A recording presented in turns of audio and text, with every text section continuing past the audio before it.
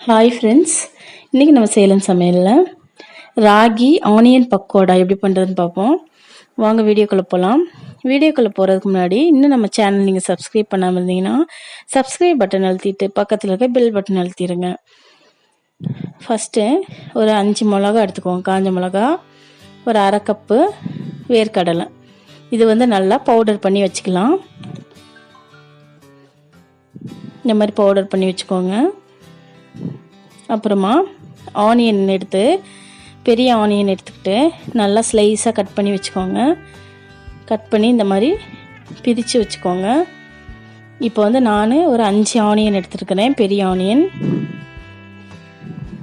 இதில் ராகி மாவு, நம்ம எவ்வளோ ஆனியன் எடுத்துருக்கோமோ அதுக்கு ஈக்குவலாக நீங்கள் ராகி மாவு போட்டுக்கோங்க. கேழ்வரகு மாவு, இப்போ 1 கப் வெங்காயம் எடுத்துருக்கீங்கன்னா 1 கப் ராகி மாவு ஈக்குவலாக போட்டுக்கோங்க. அப்போ தான் இது நல்லாயிருக்கும். இது நல்லா பிசைஞ்சிக்கோங்க. இந்த மாதிரி மாவை நல்லா பிசைஞ்சு வச்சுக்கிட்டு இப்போ நம்ம பொடி பண்ணி வச்சுருக்கிற வேர்க்கடலை அதையும் இதில் ஆட் பண்ணிக்கலாம். இப்போ உப்பு ஆட் பண்ணிக்கிடுவோம், தேவையான அளவு உப்பு. இது நல்லா இப்போ நம்ம பிசைய போகிறோம்.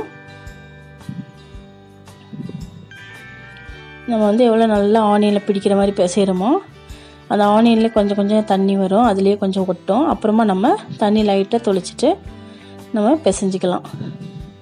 இப்போ 1 ஸ்பூன் ஜீரக பவுடர் போட்டுக்கிட்டு நல்லா பிசைஞ்சு விடலாம்.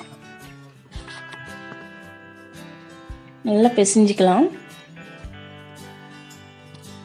இப்போ வாட்டர் கொஞ்சமாக ஆட் பண்ணணும், நிறையா ஆட் பண்ணிடக்கூடாது.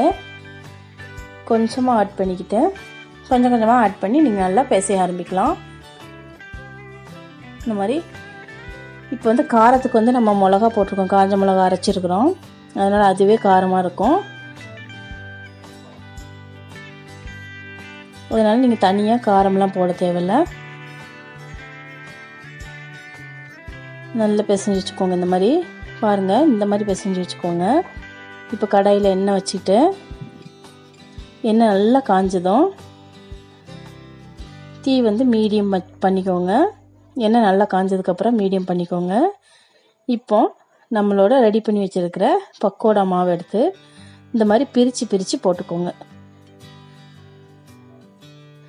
ரொம்ப எண்ணெய் சூடாக இருந்தால் கருகிரும், அதனால் நல்லா சூடானதுக்கப்புறம் மிதமான தீ வச்சுக்கோங்க. இது சாப்பிட்றதுக்கு நல்லா டேஸ்டியாக இருக்கும். ராகி மாவு ஏற்கனவே உங்களுக்கு தெரியும், நிறைய வீடியோவில் சொல்லியிருக்கிறேன் நான். ரொம்ப சத்தானது ராகி,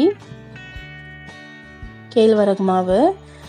அதனால் குழந்தைங்களுக்குலாம் இது செஞ்சு கொடுத்தீங்கன்னா ரொம்ப சத்து. வெங்காயமும் நல்ல சத்தான உணவு தான். தொண்டை வலியெல்லாம் இருந்தால் கூட வெங்காயம் சரி பண்ணிடும். ராகியில் இரும்பு சத்து நிறையா இருக்குது. இந்த மாதிரி பொரிச்சுக்கோங்க, பொன்னிறமாக பொரித்து எடுத்துக்கோங்க. இது நம்ம ராகியோட கலர் தான் வரும், நமக்கு பொன்னிறமாக வராது. நல்லா மொறுன்னு சாஃப்டாக சூப்பராக இருக்கும் சாப்பிட்றதுக்கு.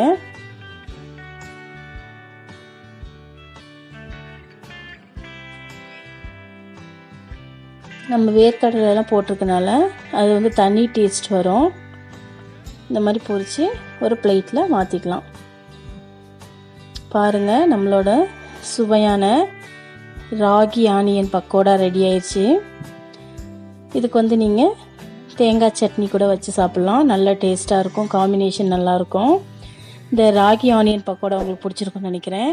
பிடிச்சிருந்தா எங்கள் வீடியோவுக்கு லைக் பண்ணுங்கள், கமெண்ட் பண்ணுங்கள், மறக்காமல் சப்ஸ்கிரைப் பண்ணுங்கள். தேங்க்யூ.